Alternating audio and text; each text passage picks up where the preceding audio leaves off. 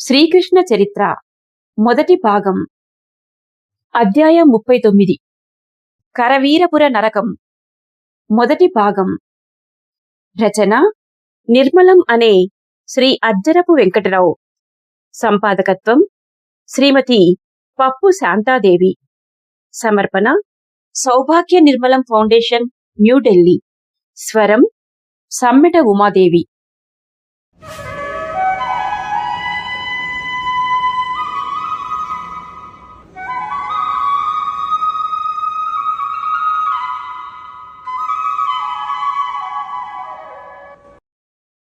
గోమంతకగిరి వద్ద జరిగిన సంఘటనలు చేదీశ్వరుడు ధమకోశునికి ఆశించిన దానికన్నా అధికమైన తృప్తిని కలిగించాయి. కృష్ణ బలరాములు అసాధారణ శక్తి సంపన్నులని విశదమైంది. అంతేకాదు, సముద్రమునే ఆజ్ఞాపించగల దివ్యశక్తి కలవాడు కృష్ణుడు. తాను అడ్డుపడి ఆ ఉదయం జరిగిన యుద్ధమును ఆపుచేయకపోతే జరాసంధ పక్షము వారందరూ పూర్తిగా తుడుచుకొని పోయి ఉండేవారు. తన సూచనను గ్రహించి కృష్ణుడు ఆపుచేయకపోతే బలరామ గదాఘాతానికి జరాసంధుని తల బ్రద్దలై ఉండేది. ఆ మదాంధుడగు సార్వభౌముని పరాభవాన్ని తన కన్నులతో తాను చూచాడు. కృష్ణుని వలన ప్రాణభిక్ష పొంది అనువిందుని రథములో జరాసంధుడు అంగరక్షకులైనా లేకుండా తిరుగు ప్రయాణం సాగించాడు. కృష్ణుని ఆజ్ఞననుసరించి గరుడులు వనమంతా గాలించి బెదిరిపోయిన అశ్వములను పట్టి తీసుకుని వచ్చారు. విరిగిన రథములు విరిగిపోగా బాగా ఉన్న వాటినన్నిటినీ ఒకచోట చేర్చారు. రుక్మి, దంతవక్రాది రాజులు పరిస్థితులు పొందిన పరిణామానికి విస్తుపోయి చూస్తున్నారు. తల చితికిన పాముల వలె అసమర్థులై నిలబడ్డారు. మహావీరులైన కృష్ణ బలరాములు అందరినీ మర్దించిన ఆ మహావీరులు ధమఘోషుని గౌరవిస్తున్నారు. అతని సూచనలను పాటిస్తున్నారు. కృష్ణ, చక్రవర్తిని చంపవద్దు అని అతడు చేసిన సూచనకు గౌరవించాడు. కృష్ణుడు బలరాముని చేయిపట్టి ఆపుచేసి ఆ గదాఘాతము నుండి జరాసంధుని తప్పించాడు. ధమఘోషుడు కృష్ణ బలరాములను ఎరుగునా? వారిపై అంత ప్రాబల్యము కలిగి ఉండడానికి కారణమేమిటి? బంధుత్వమా అని ఆలోచిస్తున్నాడు దంతవక్త్రుడు. దంతవక్త్రుని తల్లి శృతదేవ కూడా వసుదేవుని చెల్లెలే. కుంతీసుతులైన పాండవులు, శృతదేవసుతుడైన తాను, శృతకీర్తిసుతులైన ప్రతర్ధనులు, శృతుశ్రవసుతుడైన శిశుపాలుడు, రాజాదిదేవి సుతులైన విందానువిందులు అందరూ వసుదేవునికి మేనళ్ళుల్లే. అందరూ కృష్ణ బలరాములకు మేనబావలే. ఏమైనా ధమఘోషుని చాకచక్యం వల్ల తామంతా ప్రాణములతో నిలబడ్డారు అని లోలోన సంతోషిస్తున్నాడు దంతవక్త్రుడు. వృద్ధుడైన తన తాతగారి పట్ల గల గౌరవభావం వల్ల తనకు ఆ గొల్లవాడు ప్రాణభిక్ష పెట్టినట్లు విని రుక్మి చాలా సిగ్గుపడ్డాడు. పరాభవాగ్నిలో దగ్ధమవుతున్నాడు. ప్రతీకార వాంఛ చెలరేగుతోంది. కాని అసమర్థుడు, నిరాయుధుడు చక్రవర్తియే ప్రాణభిక్ష పొంది పలాయనమైనాడు. సేనలు చెల్లా చెదరైపోయాయి. తమ స్థితి ఏమిటో తమకు తెలియదు. తాము ఈ గొల్లవాడి చేతిలోని బందీలా. అనువిందుడు అదృష్టవంతుడు, దాటిపోయాడు. ఈ ధమఘోషుడు గొల్లవాళ్లపై పెత్తనమే చెలాయిస్తున్నాడే. ఇతడు శత్రువుతో లాలూచి అయిపోయాడా అని ఆలోచిస్తున్నాడు రుక్మి. 4-5 రథములకు అశ్వములను పూంచి సిద్ధము చేయించాడు ధమఘోషుడు. రుక్మి, దంతవక్త్ర సార్వభౌముడు అంగరక్షకులు లేకుండా ప్రయాణము చేస్తున్నారు. మీరందరూ ఈ రథములలో త్వరగా పోయి వారిని కలుసుకోండి. సమీప గ్రామము చేరుకొని వారికి ఆహార పానీయములు సమకూర్చండి. త్వరగా వెళ్ళండి. చావగా మిగిలిన మీ సైనికులను, సేవకులను తీసుకుని వెళ్ళండి. వీలైనన్ని ఆహార పదార్థములు కూడా తీసుకొని పొండి.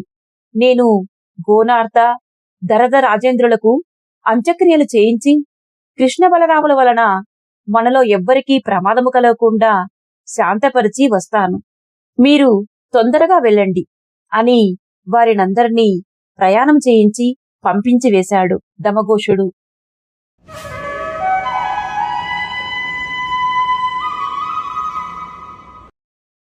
పులినోటిలో నుండి బయటపడిన మేకపిల్లల్లా పరిగెత్తారు రుక్మి దంతవక్త్రులు. కృష్ణుని చక్రము, బలరాముని నాగలి వారి కళ్ల ముందు నిలిచిపోయాయి. చేదీరాజు కృష్ణ బలరాములను హృదయపూర్వకముగా కౌగిలించుకున్నాడు. ఉద్ధవుడు తనను కలిసినప్పటి నుండి ఇప్పటి వరకు జరిగిన విషయములన్నీ చెప్పాడు. గోమంతకము ఎక్కలేక అందరూ తిరిగి వెళ్లిపోవాలని చేసిన సూచనను జరాసంధుడు అంగీకరించలేదని, అతనిని తృప్తిపరచి అతడు ప్రశాంతంగా తిరుగుముఖం పట్టడానికి అవకాశం కలిగించడానికి గడ్డి తగలబెట్టడం సూచన తానే చేశానన్నాడు. ఆ మంటలు కొండలపైకి రాలేవని తనకు తెలుసునన్నాడు. జరాసంధుడు సంతోషంతో విజయోత్సాహంతో తిరిగిపోవటానికి అవకాశం కల్పించడం కోసం అలా చేశానన్నాడు. ఆ మంటలు మా కొండదాకా రానేలేదుగా అన్నాడు బలరాముడు. అద్భుతము కృష్ణ, అద్భుతము. అందరూ అనుకుంటున్నట్లు నీవు దేవదేవుడవే అని నాకిప్పుడు రుజువయింది. బృందావనములోనూ మధురలోనూ వైవస్వతపురములోనూ అక్కడా ఇక్కడా నీవు చేసిన ఘనకార్యముల గురించి వినడమే కాని నేను చూడలేదు. ఇక్కడ సముద్రమును పొంగించి చెలియల కట్టను దాటించి భూమి మీదికి ఎగబ్రాకించావు. కొండ చుట్టూ గల మంటలను ఆర్పించావు. జరగవలసిన పని అయిపోవడంతో సముద్రపు నీరు మరల వెనకకు పోతోంది. ప్రకృతి శక్తులను, పంచభూతములను నీ ప్రయోజనము కొరకు వినియోగించగల ప్రజ్ఞావంతుడవు. కృష్ణ, నీ ప్రతిభ సార్వలౌకికము. ఇలాంటి ఘనకార్యాలు ఏ చక్రవర్తి చేయగలడు? ఐహికములగు ప్రజ్ఞలు, ప్రతాపములు నీ దివ్యశక్తుల ముందు క్షుద్రములు. కృష్ణ, మీ సోదరులిద్దరూ కలిసి చక్రవర్తి గౌరవం సర్వనాశనం చేశారు. ప్రాణములతో బయటపడినందుకు కొంత సంతోషం లోపల ఉన్నప్పటికీ తన శత్రువు వద్ద నుండి ప్రాణభిక్ష పొందడం అతని ఆత్మాభిమానానికి తీవ్రమైన దెబ్బ. అంత పరాభవం పొందిన తర్వాత మునిపటివలే అతడు తల ఎత్తుకొని ఎలా తిరగగలడు? సర్వనాశనం! ఎంత పరాభవం! ఇద్దరు పసిపిల్లల చేతులలో తనకు సామంతులైన సకల రాజలోక సమక్షములో మహాప్రతాపవంతులు అనుకుంటూ వచ్చిన ఇద్దరు రాజులు క్షణంలో రూపుమాసిపోయారు. చక్రవర్తి గర్వభంగానికి ఇంతకన్నా ఏమి కావాలి? కృష్ణ, ఈరోజు ఆర్యావర్త చరిత్రలో సువర్ణాక్షరాలతో లిఖించబడవలసిన రోజు. ఇంతటి సంతోషకరమైన రోజును చూడగలుగుతానని నేను ఎన్నడూ అనుకోలేదు అన్నాడు ఆనందంగా. చావగా మిగిలిన సైనికులు, సేవకులు అడవులలో తాము దాగిన ప్రదేశాల నుండి బయటకు వచ్చారు. దమఘోష ప్రభువు సుఖి అయి ఉండుట చూచారు. ఆయన శరణు పొందాలనే కోరికతో ఆయన వెనుక నిలబడ్డారు. తన పరివారం కొందరైనా మిగిలినందుకు ఆయన సంతోషించాడు. గాయములు తగిలిన వారికి గరుడులు ఏవో పసరులు పూసి చికిత్స చేశారు. కృష్ణ బలరాములు సాధించిన ఘన విజయానికి గరుడులు పొంగిపోయారు. బిల్లమ్ములు చేతపట్టి తమ చరిత్రలో మొట్టమొదటిసారిగా రణరంగంలోకి అడుగుపెట్టి సామ్రాజ్య సమీకృత సైన్యాలపై దాడి చేసి శత్రువులపై విజయం సాధించిన తృప్తి, కీర్తి వారికి దక్కాయి. ఆ యుద్ధములో తమ పాత్ర అత్యల్పమే అయినప్పటికీ వారికి అమితానందాన్ని కలిగించింది.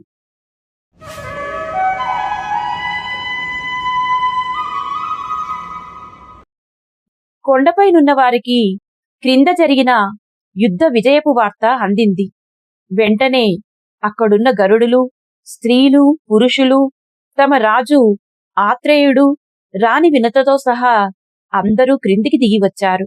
ఆనందాతిరేకముతో జయజయధ్వానాలు చేసుకుంటూ కృష్ణ బలరాములను దమఘోషుని చుట్టివేశారు. రాణి వినత సంగ్రామ విజేతలైన కృష్ణ బలరాములకు దృష్టి తీసి కొబ్బరికాయలు కొట్టినది. పూలు, పండ్లు, ఆహారము అందరకూ పంచిపెట్టారు. వాళ్ళు కొండమీద నుండి క్రిందికి వచ్చేటప్పుడు మరచిపోకుండా కుండలతో అమృతం తెచ్చారు. అమృతాన్ని చూడటంతో బలరాముని ముఖం వికసించింది. ఆనందం అవధులు దాటింది. మేను మరచి నిద్ర వచ్చే స్థితి కలిగే వరకు అమృతం సేవించాడు. అమృతమంటే దమఘోషునికి ఇష్టమే. తనివి తీరా సేవించాడు. గరుడులు అడవికి పోయి వేటాడి జంతువులను తెచ్చారు. సముద్రమునకు పోయి వేటాడి చేపలు తెచ్చారు. అరటిపండ్లు, కొబ్బరి, అడవిలో దొరికే ఇతర ఫలములన్నింటినీ తెచ్చారు. యుద్ధ విజేతలకు ఘనమైన విందు ఏర్పాటు చేశారు. విజయోత్సాహంతో నృత్యం చేశారు. కృష్ణ బలరాములు కూడా వారితో కలిసి నృత్యంలో పాల్గొన్నారు. గరుడల ఆతిథ్యం స్వీకరిస్తూ నృత్య వినోదములలో పాల్గొంటూ 2 రోజులు గడిపాడు దమఘోషుడు. అంతవరకు క్షణముఖ యుగంలా గడిచిన కాలము ఈ 2 రోజులలో అతి వేగంగా పయనిస్తోంది. కృష్ణవాసుదేవుని సాన్నిధ్యంలో రకరకాల మాంసములు, ఫలములు, దుంపలతో, అన్నిటికంటే ముఖ్యమైన అమృతముతో, నృత్యముతో, వినోదముతో, వేడుకలతో 2-3 రోజులు 2-3 నిమిషములలా గడిచిపోయాయి. అమృత పానానంద పారవస్యంలో మునిగి తేలుతున్న దమఘోషుడు ఈ 2 రోజులలో కృష్ణుని అతి సూక్ష్మముగా పరిశీలిస్తూనే ఉన్నాడు. కృష్ణుడు అమృతము అసలే ముట్టలేదు. కొబ్బరి నీళ్లు మాత్రము త్రాగేవాడు. అనుక్షణం అతడు అప్రమత్తుడై అన్ని దిశలకు పరికించి చూస్తూనే ఉన్నాడు. ఏ కరవీరపురము నుండో సేనలు పోగు చేసుకుని జరాసంధుడు అకస్మాత్తుగా మరలివచ్చి దాడి చేస్తాడేమోననే అనుమానంతో అప్రమత్తుడై ఉన్నాడు. తల చితికినంత మాత్రాన త్రాచుపాము చావదు. కొంతకాలానికి కోలుకొని మళ్లీ తిరగబడుతుంది. జరాసంధుడు అలాంటివాడే. అంతేకాకుండా దమఘోషుని, అతని మనుష్యులను ఎంతవరకు నమ్మవచ్చునో. అందుచేత కృష్ణుడు అనుక్షణం జాగ్రత్తతో ఉండేవాడు. మైమరచి ఉన్న బలరాముని కాచుకునేవాడు. భావి కాలములో ఆర్యవర్తపు నాయకుడు కానున్న కృష్ణవాసుదేవుని పరీక్షిస్తూ అతనిని గురించిన విశేషములన్నింటినీ తెలుసుకుంటున్నాడు చేదిరాజు దమఘోషుడు. కృష్ణునితో అనేక విషయములు మాటలాడాడు. అతని అసామాన్య మేధ, దూరదృష్టి, శక్తి సామర్థ్యములు, చక్రప్రయోగమునందలి నైపుణ్యము చూచి ముగ్ధుడయ్యాడు. మానవాతీతములగు మహాకార్యములను చేయగల మహనీయునుగా తన చిన్ని బంధువును గుర్తించాడు. దమఘోషుడు, కృష్ణ, ఇంతవరకు జరిగినదంతా బాగానేయున్నది. జరాసంధుడు తిరిగి వెళ్ళిపోయాడు. కాని అతనిలో క్రోధాగ్ని ప్రజ్వరిల్లుతూనే ఉంటుంది. అది మధురానగరాన్ని భస్మం చేసి మిమ్ముల్ని పట్టి వధిస్తే గాని చల్లారదు. ఇప్పుడు జరిగినది రాబోయే మహాయుద్ధానికి నాంది మాత్రమే. నీవు ఇక మీదట జరగబోయే దండయాత్రలకు సంసిద్ధుడవు కావాలి. మధురను యుద్ధ సన్నద్ధం చెయ్యాలి. ముట్టడిని తట్టుకోవడానికి తగిన బలం చేకూర్చాలి. కృష్ణుడు, మహారాజా, తమరు చెప్పినది వాస్తవమే.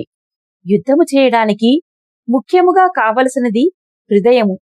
తన యందు, తన కుటుంబమునందు, తన వారియందు, తన మానప్రాణములయందు అభిమానము, వాటిని రక్షించుకోవాలనే ఆవేదన, అందుకొరకు ప్రాణములను సైతం లెక్క చేయకుండా నిలబడగల స్థైర్యము గల హృదయములు కావాలి. ఆ హృదయమున్నట్లయితే కావలసిన ఇతర హంగులన్నీ వాటంతట అవే ఏర్పడతాయి. ఈ కొండ మీదికి వచ్చేటప్పుడు మాకు ఆయుధములు లేవు, ఆధారమూ లేదు. మాలో ఉన్నదల్లా ఆత్మవిశ్వాసమే. శత్రు విజయమును సాధించాలి, ధర్మమును నిలబెట్టాలి అనే రౌద్రమగు ఆవేదన ఉన్నది. ఆయుధములు సమకూరాయి, అవకాశములు లభించాయి, అండదండలు దొరికాయి. అఖండ విజయం సంప్రాప్తమైంది.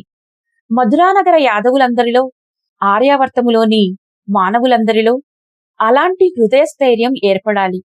మధుర బలపడాలి. అందుకు తమ బోంట్ల ఆశీర్వచనం మాకు ప్రత్యక్షముగానో పరోక్షముగానో లభిస్తుందని ఆశిస్తున్నాను.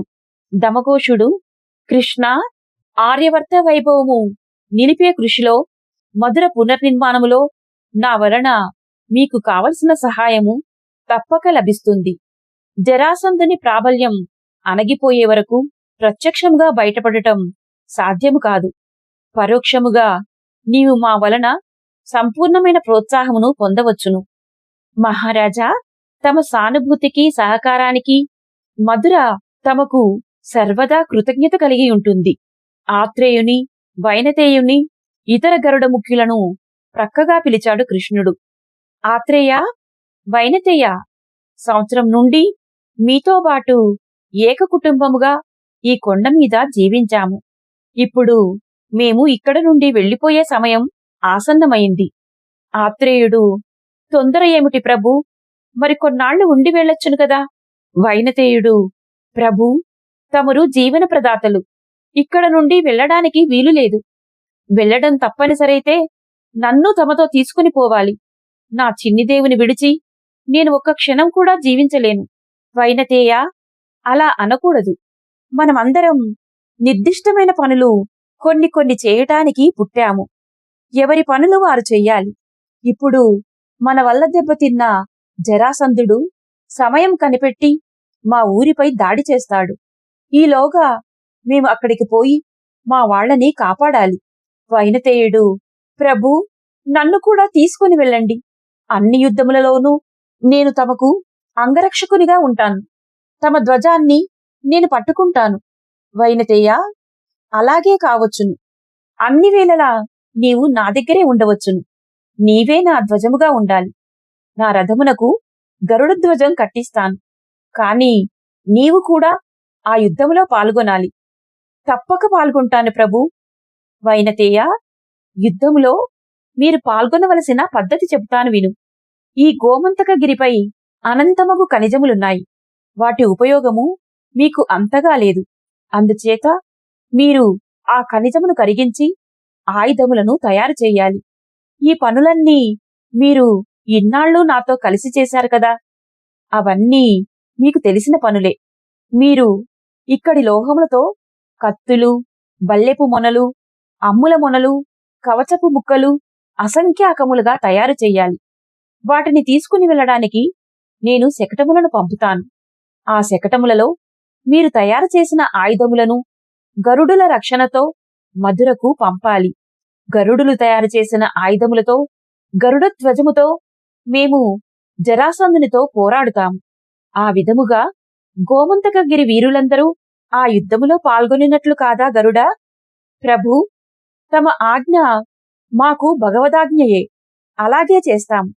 రేపటి నుండియే మా గరుడులందరూ ఆ పనులు ప్రారంభిస్తారు. ప్రభూ, తమరు ఆజ్ఞాపిస్తే మా గరుడసేన మీ సన్నిధిలో నిలబడుతుంది. కృష్ణుడు, చాలా సంతోషం ఆత్రేయ అన్నాడు. మరో 2-3 రోజులు జరిగిపోయాయి.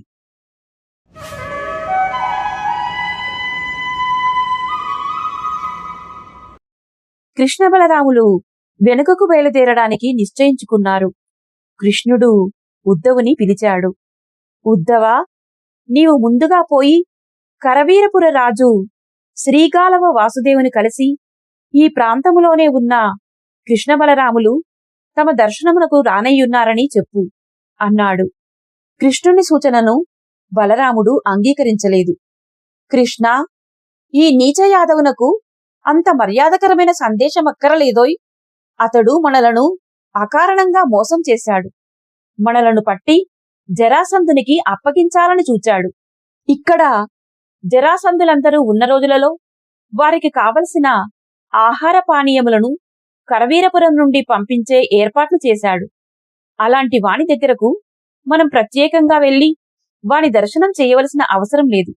అవసరమని అనుకుంటే నీవు వెళ్ళు, నేను రాను అన్నా. అతని పట్ల మర్యాద చూపడం వలన మనకు నష్టమేముంది?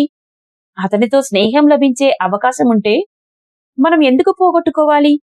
ఏమో, అతడు స్వతహాగా మంచివాడేమో. కృష్ణ, నీదంతా వింత పద్ధతి. నీ ఇష్టం వచ్చినట్లు నీవు స్నేహితులను సమకూర్చుకో. అటువంటి దుష్టునితో నాకు స్నేహం అవసరం లేదు. శ్రీగాలవుడు ధర్మవిరోధి. అతడు పవిత్రమూర్తులైన ఆచార్యులనెందరినో బందీ చేశాడని భార్గవులు చెప్పిన మాట మరచిపోయావా? అతనే సర్వంతర్యామి వాసుదేవుడట గదా అన్నాడు బలరాముడు. అన్నా, పవిత్రములగు ఆచార్యులు అతని బందీఖానాలో ఉన్నారని విన్నాము కదా. వారిని విడిపించటం మన ధర్మము కదా. తాము ధర్మమని నమ్మిన దాని కొరకు కష్టములను కొని తెచ్చుకొని ఇక్కట్లు పడుచున్న ఆ ఆచార్యులకు మనము ఎరిగియుండియో రక్షణ కల్పించకపోతే వారికి ధర్మమునందే విశ్వాసము చలించిపోతుంది. అది సర్వనాశనమునకు హేతువవుతుంది. పూజ్యులు, వేదవిధులగు ఆచార్యులు అక్కడ అగచాట్లు పడుతుంటే వారికి విమోచన కలగజేయటం మన ధర్మం. అలా చెయ్యకుండా నేను నిద్రించలేను. దమఘోషుడు, కృష్ణ, మనము శ్రీగాల వాసుదేవుని ఎరుగము. అతనిచే నిర్బంధితులైన ఆచార్యులను ఎరగము. వారిరువురికి మధ్య గల అభిప్రాయ భేదములను మనము ఎరగము. వారు కాని వీరు కాని మన సహాయమును అర్థించలేదు. మనమీ వివాదంలో ఎందుకు కలగజేసుకోవాలి కృష్ణ? నాకు వివరించి చెప్పు. కృష్ణుడు, మహారాజా, సర్వాంతర్యామి అగు భగవానుని వలె ధర్మము కూడా సర్వాంతర్యామి, సర్వవ్యాప్తమైనది. నిర్మలోదక పూర్ణమైన ఒక తటాకములో ఏ మూల జలము కలుషితమైనా మొత్తం తటాకమంతా కలుషితమైనట్లు ధర్మమునకు ఎక్కడ గ్లాని సంభవించినను ఆ ఫలితము సర్వవ్యాప్తంగా కనిపిస్తుంది. అందుచేత ఎక్కడ గ్లాని సంభవించినా అది అందరికీ సంబంధించినదే అవుతుంది. కరవీరపురంలో జరిగే ధర్మగ్లాని యొక్క ఫలితము గోమంతకానికే కాదు, మధురకు మగధకు కూడా కనిపిస్తుంది. ఆ సంగతి తెలియని వారు అశ్రద్ధ చేసినా తెలిసిన వారు ఎంత మాత్రము అశ్రద్ధ చేయరాదు మహారాజా. ధర్మగ్లాని విషయమెరిగి ఉండియు అశ్రద్ధ చేసిన వారు ధర్మచ్యుతికే బాధ్యులవుతారు.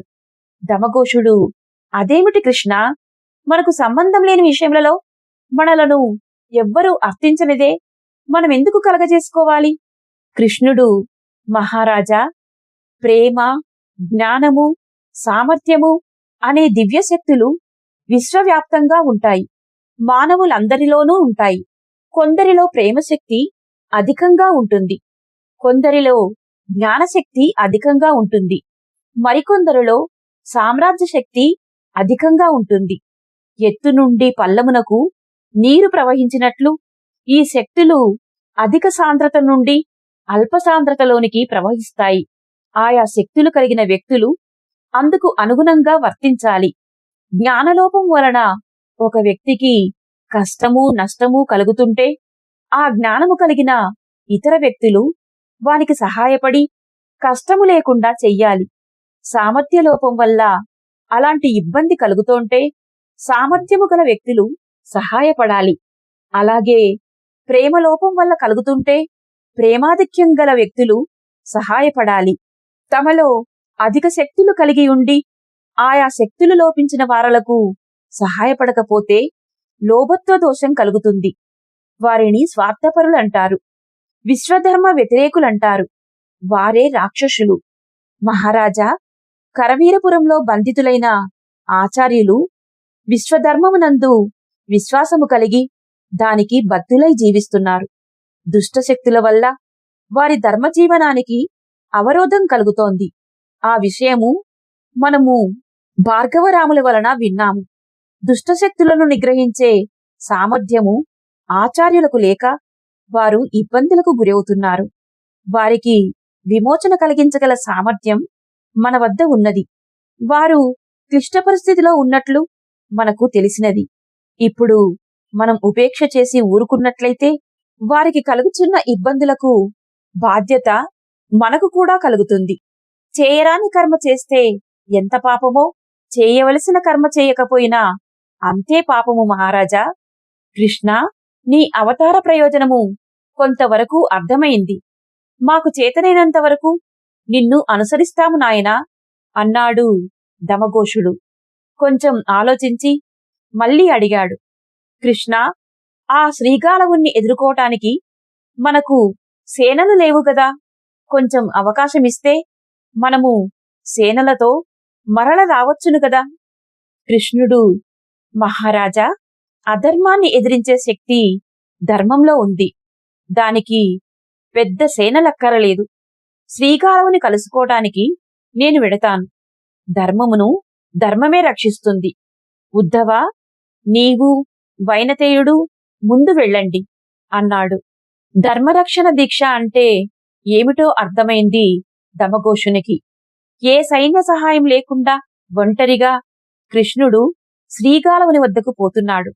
ఆచార్యులను విడిపించాలి అనే ఆశయం కోసం.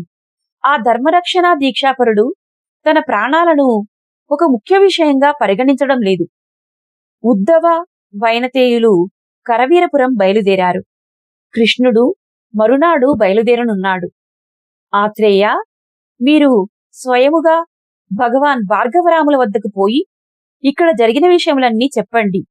కరవీరపుర నరకంలో మ్రగ్గుచున్న ఆచార్యులను విడిపించడానికి కృష్ణవాసుదేవుడు వెళ్ళుచున్నారని చెప్పండి అని అతనిని పంపించివేశాడు.